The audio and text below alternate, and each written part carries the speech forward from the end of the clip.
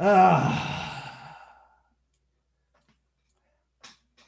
don't relax too hard there, Mike. Why not? I'm getting ready for my perpetual vacation, man. Perpetual vacation, you're already sprouting a double chin. Where's your diddly pipply? Ooh. Oh, them be fighting words. You're lucky you're 900 miles away. They're fighting words because he didn't deny it and he knows it's true. Roll tape. And and that's when I threw the pen 900 miles and sent it through his eye, Your Honor. I didn't see it.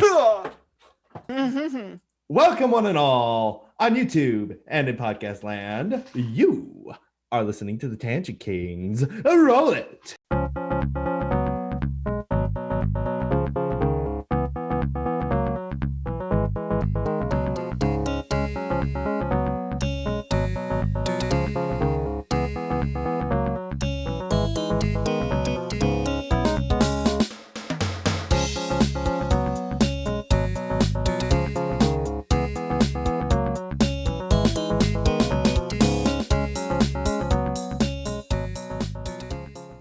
Welcome once again to the Tangent Kings podcast. I am, of course, your humble servant, G. Michael Francis, and I'm here with my partner in crime, Mr. JJ Benks. How are you doing tonight, sir? Happy to be here and looking forward to talking about all these political shenanigans with you, Mr. Mike. After I hurled a pen 900 miles and sent it through your head. Yeah, I'm feeling it. I think it hit the back of my head. I'm just like, I'm slowly bleeding out. Ah! So. Well, just as long as it takes longer than an hour. It's traveling by USPS, so it might take a few extra weeks. Good one. You should have FedEx it next time. You're like, I want it there in a reasonable time. It's like, okay, let's do that. Like, that's assuming the plane doesn't have a blowout and lands in the middle of the Pacific Ocean. Just send it to. You're right, Mike, because obviously between the two states we live, there's obviously a Pacific Ocean between them. Well, there's got to be a federal regulation somewhere that's going to have it rerouted that way. Haven't you ever heard of FedEx Ground? Yes, I've heard of FedEx Ground, but they're not going to drive it. Oh, wait a minute.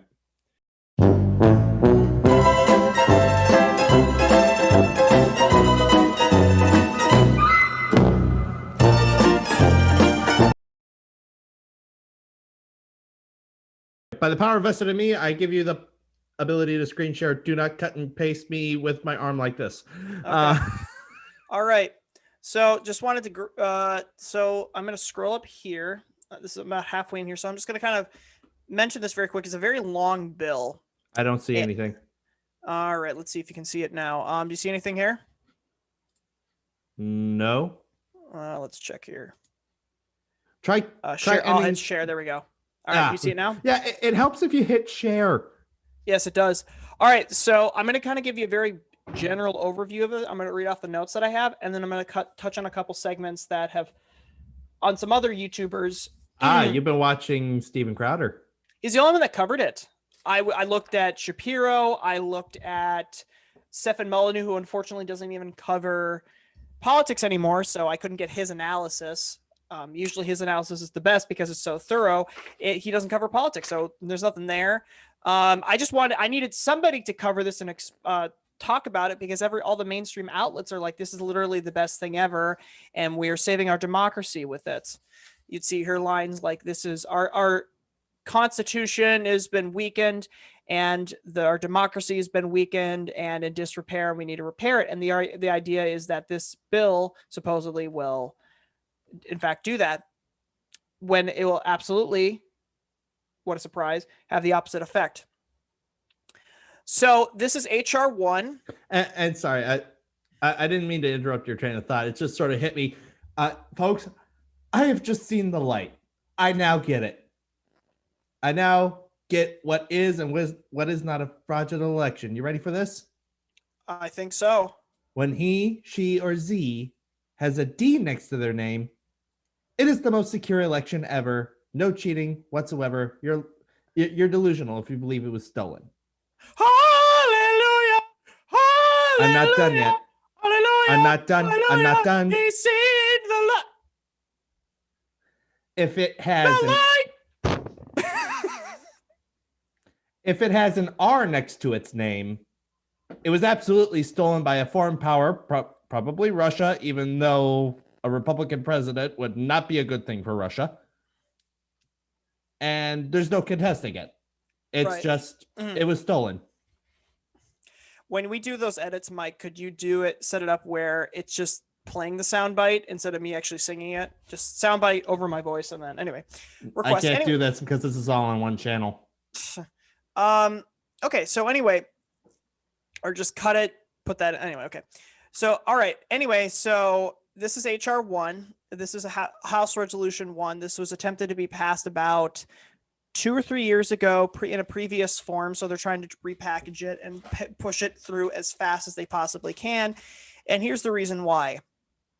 This fundamentally alters how voting is conducted in the United States to the degree that whoever wields the reins of power effectively can decide whoever they can basically create voters fraudulently. This bill gives them the ability to create fraudulent voters to vote for whoever they wanted. So there is a lot of bad stuff in here.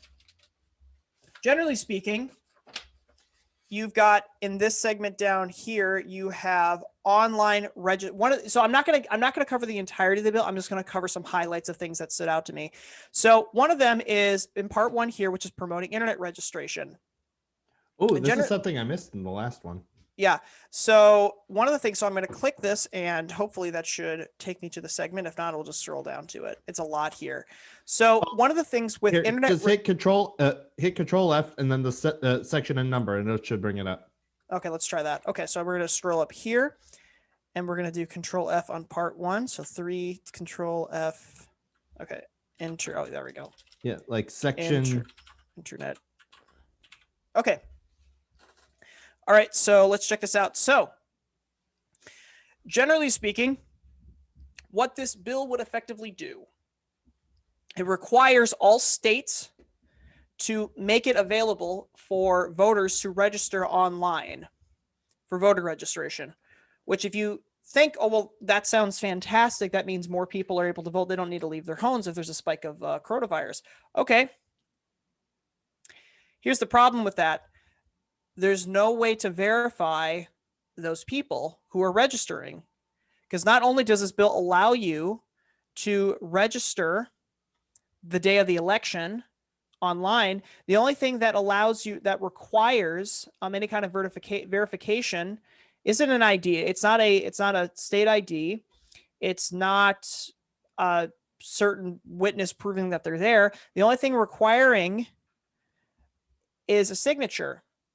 And signatures not only can be very fraudulently obtained, because who's going to cross-check signatures? Most people don't. In general, people usually give a squiggle. That's good. But not only that, they also accept computerized signatures. So what that means is you can type your name and the computer will generate a signature for you. But not only that, not only can you create signatures in that way, they also are allowing it in the rest of this to, in fact, you can complete the registration without a signature, so you can still register to vote, and then you can give a signature on the day of. Later in the bill, as Stephen Crowder pointed out, you don't actually even need to, in fact, put a signature down, because later in the bill it says you don't need that verification at all. The only thing it requires, and they say this later, is your name, your address, which doesn't even need to be a real address, mind you, just like name, address, email. Yeah, and didn't they go through like 60 addresses and they turned out to be like parking lots? And yeah, Stephen Crowder, they did, and one of them turned out to be a median. Yeah, I thought that was funny. Yeah, Stephen Crowder did the segment on his channel where he talked about how they investigated in Nevada specifically a lot of, among other states, a lot of these addresses for voters, and many of them were fraudulent. They didn't turn up to real places. It gets worse, because not only does there's absolutely no way to verify these online ones.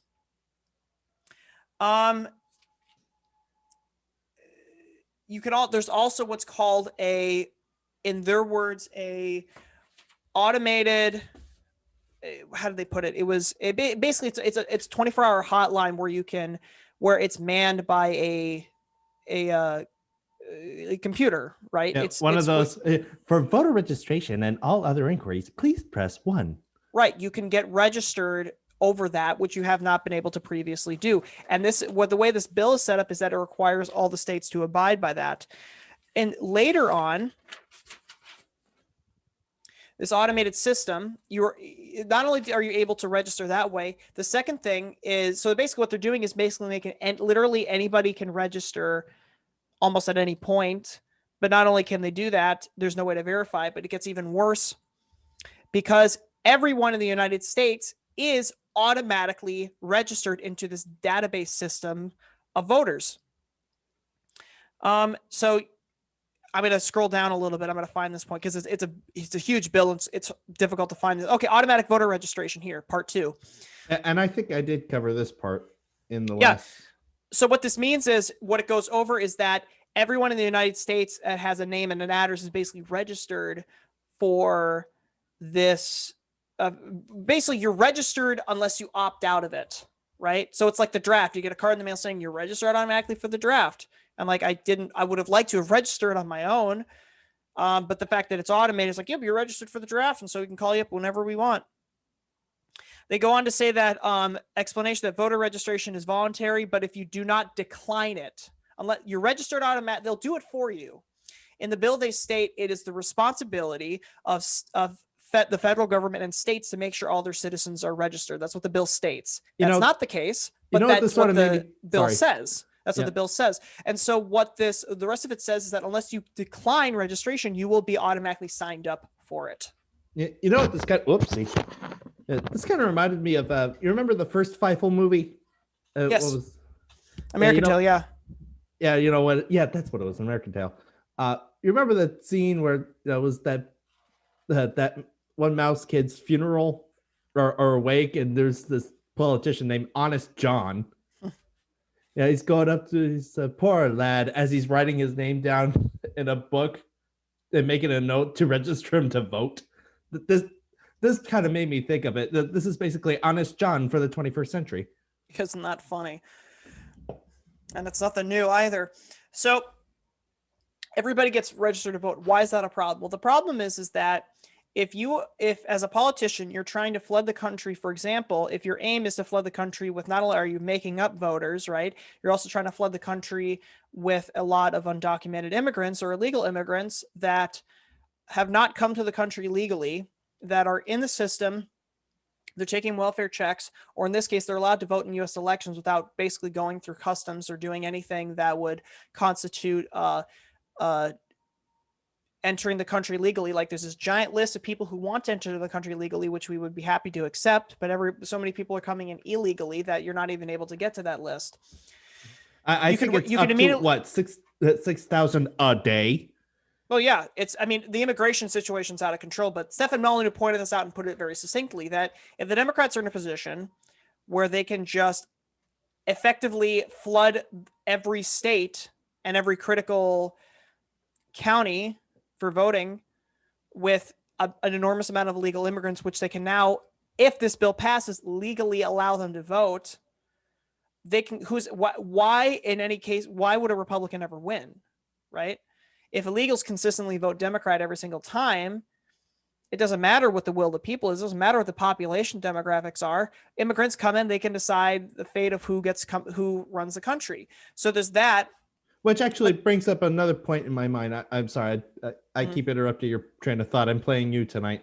But yeah, a while ago, I saw this bumper sticker on a car. I think I was, fittingly enough, I saw it on the way to the dump. It said, "Conservatives are not the people," and which kind of brings up, it kind of ties into this, and the philosophy of a pure democracy is the will of the majority is conflated as the will of the people. So if you're not part of the majority, by virtue of the fact that you're not part of the majority, you're not part of the people. Well, that's exactly right. When there's this attitude of not only mob justice, but like if 60% of people voted for party X, not even 60%, just 50.1. if you said, even let's just say it's 60%, if 60% voted for party X and 40% voted for party Y, the way the system is set up right now, or has been set up during the founding of the country, for example, was that those minority voices still get heard, right? That 40% smaller group, they still get to vote in who they want. They still have a sway in the election. It's if it's simply just a popular vote, if everybody voted for one party, then that would completely, it wouldn't matter this whole complex system we have in place to make sure that smaller groups of underrepresented people, or people that make up a smaller percentage of the country, they get heard, right? It would basically mean their vote's totally irrelevant. It's becoming more of a popular vote system, which is not which is destructive if you allow that to happen, because then you could just, it's a problem in Athens, right? In the Greek states, where, yeah, you've got this sort of proto-democracy where it's basically like you just you hire a bunch of people to manipulate everybody into voting a certain way, and then just big groups of people just vote a certain way. Like you just convince the sheep to go in a direction, they all go in that direction. So it's easy to control. Yeah, you're people. voting for the sweet seller as opposed to the medicine man. Correct. To go on to the rest Reference of this, to Plato's Republic, by the way. Yeah. So in general, it allows basically anybody to vote, and there's no way to verify it. And it's all that in one section, or throughout the whole document, that if this one bill votes, not only does that, the rest of it is that in what's being said by the mainstream media, CNN, ABC, among others, they've said that what we want to do is make it so that corrupt government crony officials, or big money, or big dark evil money, in the way Nancy Pelosi put it, they can't control elections. So, okay, that sounds great. I suppose we all can agree on we don't want big dark evil money to control elections. What's your solution? Particularly Facebook, Twitter, Google, YouTube. So you ask, okay, what's the solution? She say, we're going to have public funding so that the taxpayers get their fair share. So what it basically says is the government's going to take over funding for political candidates, right? Okay, well, who gets to decide that? That's a big question mark, right? So the government, once the government has the power to elect who it wants in a direct way, there's no need for anything. There's no need for fundraising. There's no need for trying to get people support, get in support of companies or groups or anything. There's no need for it. The government funds who it wants to fund to be in office. So not only does the party in power get to decide who gets voted for, it also decides who gets funded. And you have to jump through numerous bureaucratic loops now in order to get funding from the government to do that. So basically, like if you're conservative and the government is socialist, if you're not a socialist, you're never going to get a chance to run for office. So not only that, but it gets even worse. And I will sort of interject. This kind of reminded me of Yakov Smirnov for a split second. Yeah, you see, in Soviet Russia, we also had two political parties: the leading and the dead. That's well put, and that's what it's going to turn into. Maybe not to that extreme yet. Yeah, it's not going to happen suddenly, but it's going to happen over a period of time if these kinds of bills pass. Generally speaking, and then they talk about how it's kind of funny how the Democrats and the mainstream media, what they'll do is kind of do this sort of smoke screen, right? They'll talk about how like we're talking about, hey, look how unified we're on everyone's side, and we're trying to take care of the people. And they'll only say it's always Republicans, right? Republicans are the ones causing the problems. Republicans are evil. Republicans are trying to oppress people. Yeah. And then they talk about how divisive and how much they betray us and how they don't represent the will of the people, right? But it's like what they'll do is say, I'm going to make something very decisive and be a partisan, but then the next thing I'm going to say is, no, it's not partisan at all. You see, we just love and we're really compassionate. And it's like your actions don't demonstrate you're compassionate. Your actions demonstrate you're the complete opposite. So they say, oh, McConnell is McGonagall. Professor McGonagall, it's all her fault. Yeah. They say that, oh, you see, he's always the problem, right? It's like, well, no one likes him, but to say he's only the problem completely deflects from the responsibility your own party has, which is arguably worse. It's almost like saying the whole factory is exploding from someone planting bombs in the factory, right? And there's Democrats and Republicans planting bombs.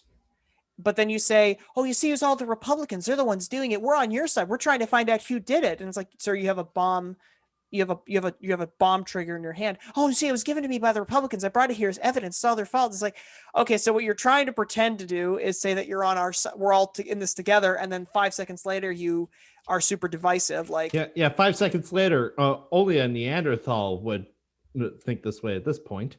oh yeah, that's a fun little meme that's passed around. So Yeah, you don't even need a valid ad.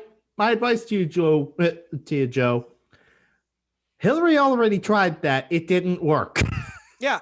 So just to finish up on HR1 here too, illegal immigrants, just overall illegal immigrants can and will be registered. Where? I'm not seeing it. It's not in this segment here. Because I'm kind of just going over a lot of the notes. I didn't check exactly what points to reference here with the notes. Next time I'll make sure I edit this so that I'm actually quoting it verbatim. Crowder did a much better job of this, but basically that it also doesn't require any valid address or signature verification. It's like you enter it in the system and then you're verified. This bill also bans the use of voter ID, and it allows mail-in ballots up to 10 days after an election. Regardless of reason. Correct. And it also makes recognizes DC as a voting state, gives them 2 senators, which, considering DC is like one big city in a lot of ways, not only that, but in a lot of ways it is. You can imagine which party those 2 senators are always going to support. So it's 2 free senators. Epic Times went over this. I've got a little article right here talking about it. It's 800 pages, this whole bill, which is pretty substantial. It's not a For the People Act. It's not a For the People Act. This is a fundamental rewriting and transforming how elections are done. It basically gives the government complete and arbitrary control over them, similar to that gun control bill we had earlier. We talked about a few episodes ago. That thought sort of hit me a couple seconds ago, and that actually made me shudder a little. Correct. I'll go over a couple. Crowder had this segment here. I'll just mention this. I'm not going to play it. I'm just going to mention these are some of the cutouts he had. Just kind of verifying what I was saying. So state may not require a notarization or a witness signature. It prohibits identification requiring as a condition of obtaining a ballot, no voter ID, and then the mail-in ballot thing at the bottom there. And also makes District of Columbia effectively a voting state. What do you think of that, Mike? Well, like I said, combine that with HR 127 and the COVID relief package, which I'm going to briefly touch on here in a minute. That just sent a shiver up my spine. Correct. Effectively, what this means is that there's never going to be a third party winner of any election ever again. And there's never going to be a second party. Well, it'll be rare. Yeah, unless it's like controlled opposition. Yeah, like Romney. Romney and McConnell, yeah. So, and a lot of outlets aren't talking about this. I was looking at Tom Woods, hoping that he covered it, and his shows are fantastic, but he hasn't covered the subject on this particular thing yet. Epic Times has covered it quite extensively. InfoWars, which I use as sort of an idea of like, okay, well, how do you formulate the story? What are the sources?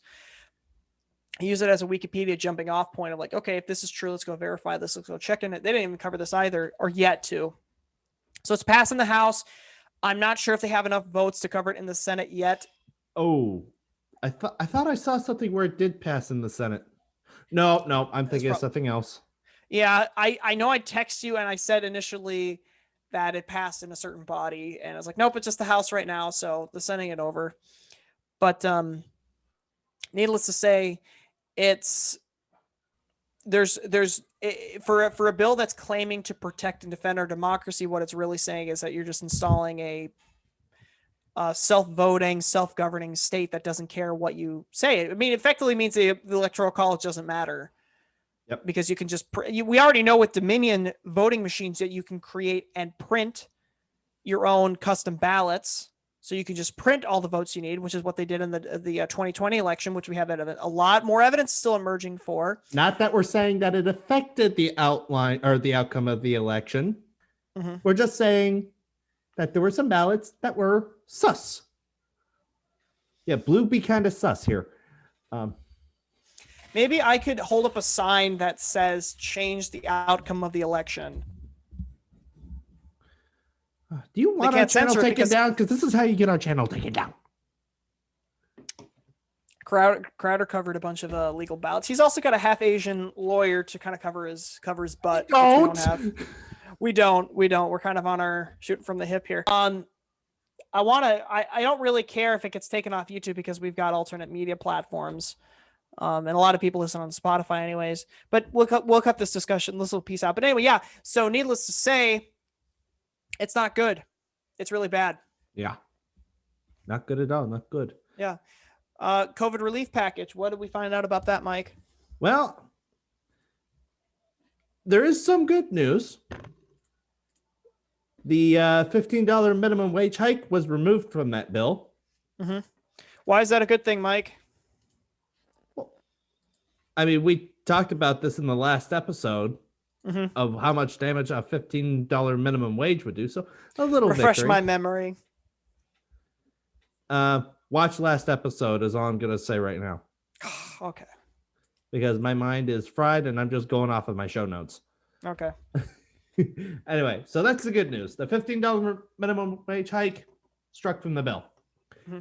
The bad news is it's still a dumpster fire. Yep.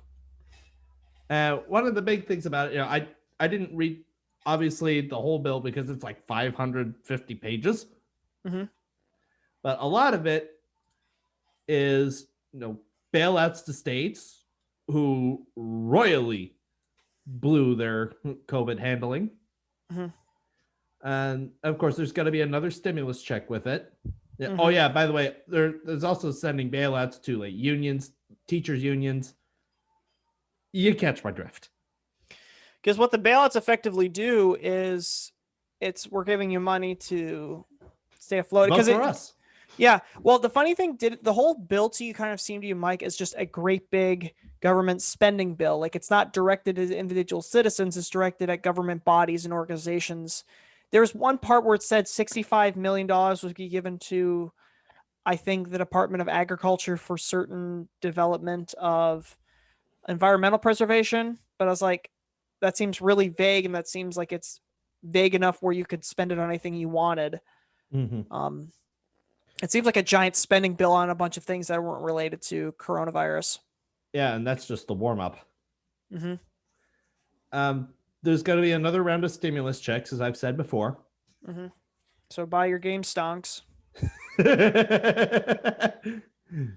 Well, have you bought GameStonk yet, by the way?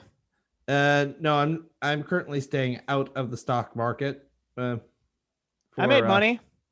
Well, yeah, but I'm riding it, but like I made way more money than I probably should have. Well, knowing my luck, it's gonna collapse right when I buy it. But anyway, you and your sound effects. Anyway, so yeah, with the stimulus checks, individuals making less than 75 grand a year will receive a check of $1,400. Couples earning less than $150,000 will receive a combined $2,800. So pretty standard so far. And then you have buy ammo, boys. Yeah. Before you need a license to buy ammo. I don't. And then of course. I get. Never mind. Continue, please. This bill also includes what it calls a child tax credit, which is going to apply to people whether they pay taxes or not, which, might as well just call it what it is. It's a child support check for, up to $3,600 for children 6 and under, and $3,000 for kids aged from 7 to 17. Mm-hmm. Boy, that really tripped up my tongue. So yeah, and all this, as I've just listed off, it's based on income and number of children rather than unemployment caused by the pandemic. Which, like, why are we even calling this pandemic relief? Let's just call it for what it is. It's the Great Society and the War on Poverty, round 2. Yeah. We should do a segment on that. Dude, we should talk about FDR sometime. Well, the Great Society and the War on Poverty weren't under FDR. That was LBJ. We should talk about both. We should talk about old presidents and why like some of them were awful. Mm-hmm. Except JFK. Rest in peace, soldier. Yeah, but Just a quick numbers crunch, like just doing 1,400 times 33 million, which is the population. Just general ballpark estimate. If you gave every single American $1,400, that adds up to 462 billion, which is like you're saying $1.9 trillion. So obviously that shows you, even if you gave everyone in the United States a check, you still have an enormous amount of spending that's going to a lot of places, that 5,000 pages worth of different places that nobody's really talking about. It's like, because they did this with with Obamacare. They made this bill, they padded it out 8,000, 10,000 pages. They padded it out so no one reads it. They're trusting, they're thinking that, well, you have no time to read this and you don't understand this. So, we're going to create this appearance of transparency. You can read it whenever you want. Who's going to read a 5,000 page spending package? Mm-hmm. But like I said, this is the Great Society round 2. Mm-hmm. Especially when it comes to, trying to decrease child poverty, which, oh boy, this is going to backfire tremendously. Mm-hmm. Usually sorry to interrupt, but you said, because usually when the government gets involved, right, it makes the problem is trying to relieve worse. Correct. Correct. And this is also going to be turning into like a monthly check. Now it's set to expire this time next year, but when it comes to a vote, with the Congress sitting as it is, and now with a very likely possibility of DC having 2 senators, this could be extended in perpetuity. And if you're what? If I'm a woman. Are you? No, I'm just giving you a hypothetical. Wop, wop, wop. And I know I'm going to get a nice check from the government every month to pay for, to help support my kids. Why would I get married? And why would I have a job? Mm-hmm. Okay, yeah, you kind of need a job because it's only like $300 per kid. Yeah.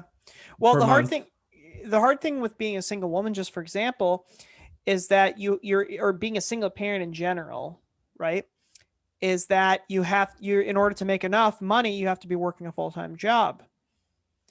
Well, who's going to take care of the kids? You don't have a second parent to take care of the kids, so you're stuck. You either work full-time and the kids get neglected and not taken care of, or they're put off into government-run daycare, which I'm just throwing out as a hypothetical, but I could see it happening. Well, yeah, I mean, that's what, in a lot of ways, public school functions like that. You just dump the kids off so that you have this, my kids are a burden. I don't want to deal with them because I'm a bad parent. Let's just dump them off at a school so I don't have to deal with them. Yeah. More money, please. More money, please. Yeah. Well, when you have all the incentives in the system to reward you for doing that, why wouldn't you do that? Yep. And keep in mind, this is on top of current existing welfare structure. Mm-hmm. Which is extremely expensive. Doesn't work. And now here's my chief concern. Because right now we have the makings of what I call a political WMD. Oh. Because not only does this set the stage for a cultural crapstorm, again, the child poverty, which is actually going to be exacerbated because, children of a single parent household tend to underperform compared to their 2-parent household counterparts. And I mean wildly underperform. But there's the cultural crapstorm. But this also, by creating more dependency on the government, this gives the federal government room for blackmail. Like, okay, so, and couple this with the For the People Act and HR 127. This is the part that sent the shiver down my spine. Okay, so you don't want to vote this way? Okay. Oh, whoops. Looks like your name was just taken off the voter rolls. And, oh, look at that. There goes your, oh, there must have been some error in the system. Looks like your monthly child care check is gone. That's exactly right. Yeah, which means, oh yeah, by the way, you lose custody of your children. Thank you. Have a good day. Yeah. Well, the funny thing you mentioned that too, Mike, is that you sort of create this paradise, right? You create this illusion of a paradise, Garden of Eden, where just endless money, resources are infinite, and it's always raining in all the time. And then you get dependent on that. And then you start controlling people with that. You start rationing their supply, where basically that they have to appease you, their supplier, in order for them to get more. Because if they don't appease you, you cut them off. And if they're addicted, and then I've seen what happens when someone goes cold turkey after an addiction. It's not pretty. No, it's not. And that's the problem, is that the way, and Stefan Molyneux, who I quote a lot these days, he said in a video segment, it's a little hard to find. It's called The Story of Your Enslavement. I don't know if it's still on YouTube. I think it got taken down only a few years ago. But it's basically that the way it's set up is, as an employee,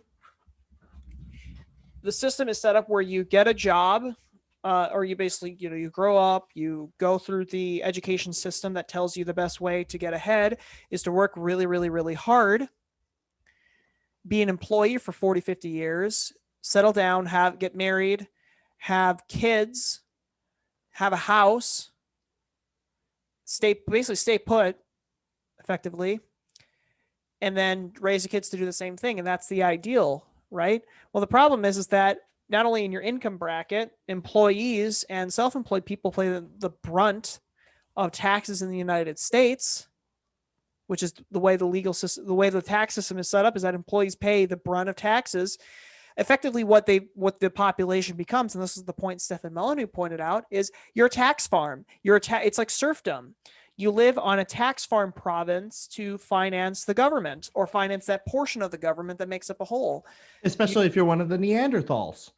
Correct, yeah. Because now, not only is your vote effectively canceled out, thank you, HR 1, not only are you deprived of the means to take those rights back, God forbid if HR 127 passes, and then you have this dumpster fire. Right. So, excuse me. Overall, the government has even more ability to control you, and it's going to keep masquerading as God and make your life appear it's making it better and otherwise making it miserable. This is the reason why median wages haven't gone up for almost 10 years, until very recently under the Trump administration. Wages haven't gone up naturally because the government is putting up all these rules and regulations everywhere it goes. It's causing the problems, and then it says, oh, we've caused these problems. Well, you see, what we need to do is, the system is oppressing people, and we need to find a scapegoat, and so we'll increase minimum wage, and that'll fix it. No, that's not going to fix anything. That's just going to kill businesses. Which people actually, don't get wealthier. Funny, you know who else is a vocal supporter of a minimum $15 minimum wage? Who? Major corporations, because it drives out the competition.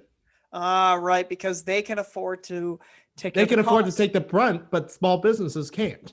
Right. Corporations get huge tax breaks too. You think they're paying all the taxes? They're not. Those small businesses. They just kiss up to Uncle Joe. Ooh. I just realized, because the other Joe, who that nickname was used for. Yes, it is. Well, do you remember that line that Pelosi got? This got soundbited very heavily. She said that her grandkids were making this joke, and it was one of those things where someone said, "Oh, someone else said it," and these young kids said it, and it's so funny and thoughtful. When the reality is, you probably just said that yourself because you thought it was funny. Where they say, Kamala Harris does that all the time. Oh yeah, it's like my 3-month-old was already telling me that Marxism is the solution to end all capitalism, and I said my 3-month-old is so smart, and it's like, okay, yeah, am I the only one that's 3-month-old is saying any words, right? Anyway, Pelosi had said this in a soundbite. I couldn't find the full video anywhere, but the 15-second clip where she said, we always say open sesame, but instead of saying open sesame and all the doors get open for us, it's actually like open Joe Biden, open Biden, and everything opens up. And it's like, yeah, now they're just being okay. blatant about it. They're trying to remove his war powers as president. And it's like, I know the guy's got dementia, but like you don't even make it like you make this a naked power grab. You don't even try to like cover it up right now. Well, I mean, everybody knows that he's just a front for A, Obama's third term, and B, he's a front for the Harris administration. Mm-hmm. It is the Harris administration. Biden gaffed at that multiple times. We know it's true. Kamala Harris is the one meeting with foreign dignitaries. This is something I Does didn't anybody hear about. think Joe Biden's really president? Honestly, could we have a show of hands? Yeah. Like, does anybody honestly especially think... how he flubbed the secretary, tried to say Secretary of Defense the other day, or was it yesterday? It came up like, I'd like to think that the thing, I keep wanting to call him General. Yeah, I'm sure that, yeah, especially when you were trying to say sec. He literally was like, I'd like to think that the sec that I keep calling him the general. I'm like, you were literally just about to say secretary of something. Right. Well, my point is too with him is that they can't hide how he's so frail. Like, oh, by the way, I'll tell you this. They did this PR piece saying we're going to bring back a couple dogs to the White House game because that's a great description. That'll be great for PR. They got rid of those dogs this week, by the way. Yeah, because someone had a biting incident, major. Because he was because he's a rescue animal and probably wasn't very properly taken care of. But needless to say, it's this facade. It's crumbling around them. It's this naked power grab. The problem is that if these bills pass, that they don't need to worry about it. I think it's a little alarming that they're keeping troops perpetually stationed in D.C. What are they expecting is going to happen? Well, they keep saying it's these crazy Trump people are going to override the Capitol any minute. Yeah, right. You want to know something interesting about that, Mike? What? The so-called Capitol insurrection. Mm-hmm. You want to know something really interesting? Wait, Not a single firearm was found amongst. Yeah, I saw crowd. That. It's like, no and guns. What are we hearing for like 3 weeks from the media? Oh, there were people in there with guns. The only people that were armed was the cops and the guy that shot that one Trump supporter. Mm-hmm. God rest her soul. Mm-hmm. Granted, it was dumb of them to storm the Capitol in the first place. Watch episode 6, I think it was. Well, they let him in. You watch the videos, they let him in. Yeah, well, it's still stupid. Was it? Well, Alex Jones talks about this, and he says, we had it like 30 security guys, and I said if I was just 20 minutes faster, if I was just 30 minutes faster, got to the Capitol, I could have stopped these guys from being violent, and that would have changed everything. And I'm like, it probably would have, yeah. It's possible, but not that if they're Trump supporters, obviously I'll condemn the violence, but there's a lot of evidence emerging that it was more than likely Antifa wearing Trump supporter uniforms. Because it's just perfect. It's the perfect way to discredit an organization. Just infiltrate it, pretend you're one of them, destroy its credibility. But it's neither here nor there. Yep. But in any case, once I wouldn't be surprised that once we have all 3 of these in place, I wouldn't be surprised if Joe Biden were to suddenly pass in his sleep. Yeah. I put a private estimate that he would only last 4 months in the presidency. I don't know if I would suspect he might last maybe make 2 more months. I don't know. It's hard to say. I don't know the future. I know. But I'm not encouraging it. I'm just saying I wouldn't be surprised. Yeah, because he's falling apart. He even said that, what's that one segment he had where he was saying, thank you, and I'll take questions now, Nancy, if that's what you want me to do. And then it just cut the feed. Right. It's like, Crowder said this is like, Biden doesn't know what he's doing. Pelosi doesn't know how to run anything. And then just cut the feed. And it's like, you cutting the feed makes it look like it's a segment from 1984, the movie. Mm-hmm. Like the newer or the older one? Yes. I haven't seen either, but I've seen clips from them, and it looks like that. I've seen the newer one. When did they do that? Was it John Hurt that was in that? It may have been. I'm not sure. I think it was. I know. What's his face? I know the guy who played Beckett, the guy who I clipped, he's in it. Cool. You know what we should do, Mike? We should talk about religion. I want to talk more about religion. How much time do we have left? Like 5 minutes. Let's talk about religion for 5 minutes. Okay. Let's talk about tell me a cool fact tell me about what's your thoughts on oh, I got one for you. What do you think? Have you looked into Norse paganism at all? No. And I'm of the I mean, I suppose I could learn, just to get some information. But overall I mean, infinitely more preferable it would just to be for pizza. curiosity's sake. I just haven't really had time to look over this stuff. I'm barely getting a grasp on Catholicism. I'm barely getting a grasp on Christianity. Fiscal responsibility. We should just talk about more Catholicism sometime. We don't have time now, but I was like, we should talk about that. That'd be fantastic.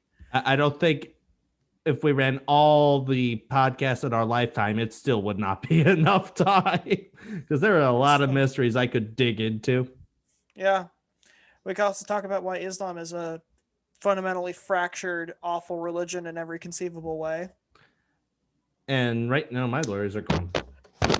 You got what lawyers? We got no lawyers. I have the greatest law firm, Dewey, Cheatham, and Howe. I prefer Crane, Schmidt, and Poole. I'm Teddy Crane. Oh. Bow, bow, bow, bow, bow, bow, bow, bow, bow. Love that show.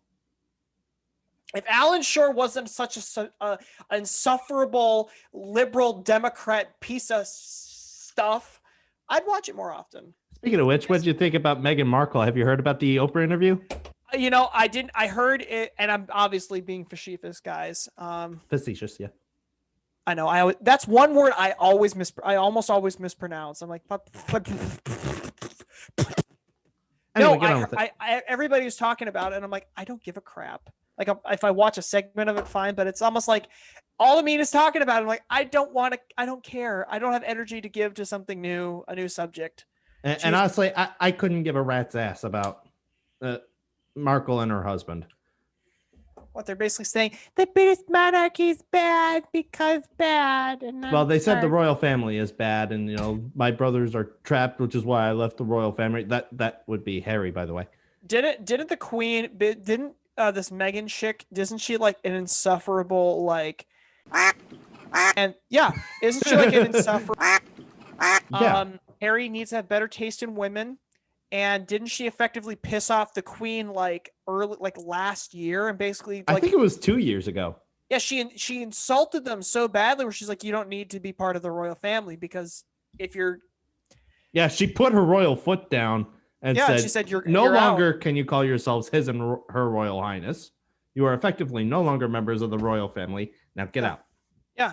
And like the monarchy needs to end. It's like it's symbolic. What political power does the Queen effectively have? Good question. And I do have the answer to that. How much? Well, it's actually pretty decent. First of all, no bill can pass into law without her royal assent. Really? Yeah. And also this is sort of a brief overview, but she also has the power to dissolve parliament at will. Oh, now isn't that interesting? I did not know that. And she did do that as recently as 2016. Wow. Mm-hmm. Now, granted, she can dissolve parliament, but she cannot abolish parliament. Oh. So basically, when she dissolves parliament, there's a fresh election. Did she do that around the time Theresa May got elected? I don't know. I wasn't following politics over there. I don't know, but I don't know the situation. But all I know is Bojo is still the prime minister. Mm-hmm. Thank you. I liked him more when he got elected, and now just looking at his policies, it's like someone's controlling him. Yeah. Well, hoping he was going to be the British Trump, and he's not, Yeah, that's a good point. unfortunately. But do we got a book quote, Mike? I thought you had the book quote. I do. It's in my other trousers. Oh my god. I've actually got the book quote right here, Mike. Okay. Well, What this is one of the books I wrote. Oh, well, in that case, literally, your book quote, please. Jen Fakov is an island of sanity against an ocean of stupid. As one of 5 lone operating bounty hunters in the universe, enemies are countless and allies are few. Plus, work is slow. A strange man offers an exorbitant sum to recon a derelict cruiser for him, lost 50 years ago in the depths of space. Legend claims it holds the key to remaking entire worlds. It's an offer Jen can't refuse. Isn't that basically Titan AE? No, but I like that movie. It hasn't aged terribly well, but it's cool. It's different. Had its moment. Yeah. And you know, it still has its lines. Yeah, I finished my nap. So I remember liking. I mean, Preet is still like Goonie, are you in there, love? Yeah, I forget her name, but I like the other crew members. The kangaroo chick. Yeah, the kangaroo chick. I forget her name, but she was hilarious. Apparently, she had a master's in engineering. Why am I resorting? Well, I'm above this. I have a master's in engineering. Why am I working for this stupid crew? She says it and she walks away. And I'm like, that's funny. Anyway, there's my quote, Mike. And then it'll be good to munch on until next week. And until then, got to do the outro. Thank you all so much for watching. If you like it, be sure to like and subscribe and comment if you must. Mm-hmm. No, seriously, we love you guys' feedback. So be sure to leave a comment. Tell us how we're doing. Tell us what we can improve on. Benks, I see that. See what? Oh, I'm so sorry. It's just a bird flew in and perched itself on my cheek. I'm sorry.